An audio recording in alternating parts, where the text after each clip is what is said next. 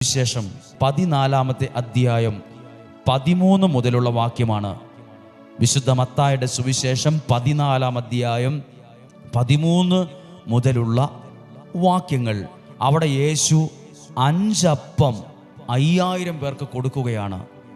യേശുവിൻ്റെ കരങ്ങളിൽ ഏൽപ്പിച്ചു കൊടുത്ത ഒരു കാര്യം അത്ഭുതമായി മാറിയതാണ് എഴുതിയിട്ടുള്ളത്. ഇപ്പോൾ ഈ ഉപവാസ നിയോഗ പ്രാർത്ഥനയിൽ നമ്മുടെ നിയോഗം യേശുവിൻ്റെ കരങ്ങൾ കൊടുത്ത് പ്രാർത്ഥിക്കുന്ന അതേ ശുശ്രൂഷയാണ്, അതേ കാര്യമാണ് നടക്കുന്നത്. ശ്രദ്ധിക്കുക ആ വചനം. യേശു ഇത് കേട്ട് അവിടെ നിന്ന് പിൻവാങ്ങി ഒരു വഞ്ചിയിൽ കയറി ഒരു വിജന സ്ഥലത്തേക്ക് പോയി.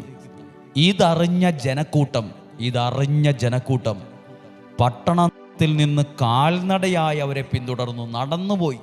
കാർണവണ്ടിക്കോ കുതിരവണ്ടിയോ കാളവണ്ടിയിലൊന്നുമല്ല, റിസ്ക് എടുക്കണം.